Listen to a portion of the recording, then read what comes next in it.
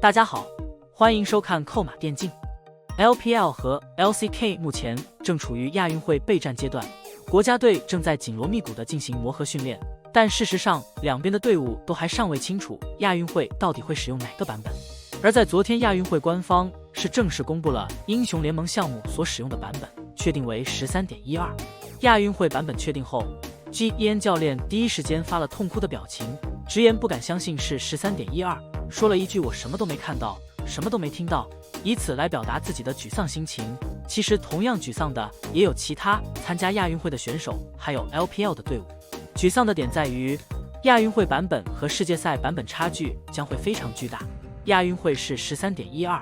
而 S13 全球总决赛将会启用 13.19 版本，足足差了7个版本。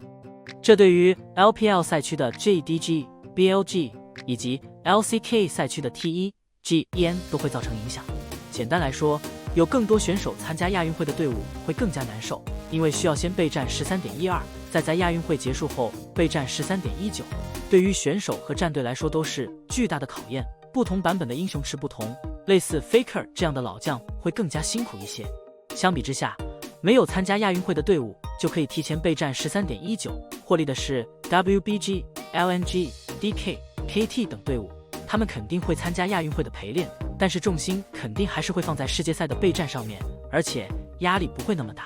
亚运会版本确定的期间， LCK 国家队那边 Ruler 是接受了一个采访，谈论到自己的状态，直言最近自己的表现其实比较一般，对接下来的亚运会有些担心，看起来有可能是磨合上的问题，还有就是个人状态确实不好。关键点在于 Ruler 和 Kyria 之间的磨合是否能打出好的效果，如果不行的话， LCK 这边很难发挥出 Ruler 的最强实力。然后就是 13.12 版本相关， 13.12 其实是 LPL 这边的常规赛版本，是 BLG 表现最好的版本，当然 BLG 表现最好的版本碰到 JDG 也是打不过的。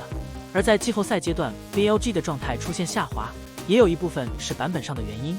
13.12 版本中的强势中单与季后赛版本有所不同，类似 Nico、小炮、妖姬和安妮这样的中单比较强势，打野方面锁头怪6强度极高，然后是大树、猴子、猪妹和波比等上单方面武器，奎桑提、鳄鱼等比较强势，下路和季后赛版本相差不多。个人认为，在版本确定后，对于各大战队来说，需要做的就是重新找到 13.12 版本的比赛录像，然后练习在那个版本中特定的强势英雄。寻看起来是要比杰杰更合适一些，辅助 Mako 比较令人担心。另外，在版本确定之后，中国队作为东道主是提前晋级8强了。以现阶段的情况来看，中国队是占据一定优势的，主要原因是在 13.12 版本中，强开类型英雄的强度足够高， LPL 比较适合这种打法，而且这个版本对 BLG 成员的加持是比较大的。另外就是中国队占据主场优势，各方面都会更舒服一些。核心看点在于下路 Elk 与 Mako 的组合到底能打出怎样的效果，这点关乎比赛胜负。另外就是两边中野组合的对抗，淘汰赛阶段只有 BO3， 韩国那边肯定会纠结首发中单的问题， BO3 不像 BO5， 最多3局比赛就得确定一个首发中单，基本不能换。大家比较熟悉和关心的韩国队，因为没有参加亚运征途赛，所以也是从小组赛开始打。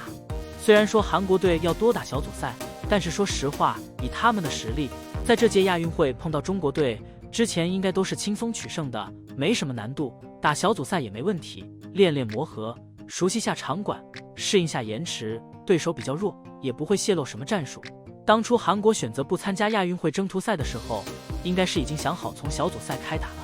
时隔5年亚运会重开，电子竞技从表演项目变为了正式项目。而韩国队参加过2届亚运会的选手有2位，分别是 Faker 和 Ruler， 中国队这边则是 Mako。 双方作为本届亚运会 LOL 项目的夺金热门，实力都不容小觑。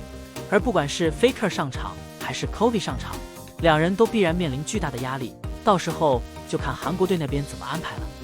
最终也期待正式比赛中能有一场精彩的较量吧。好了，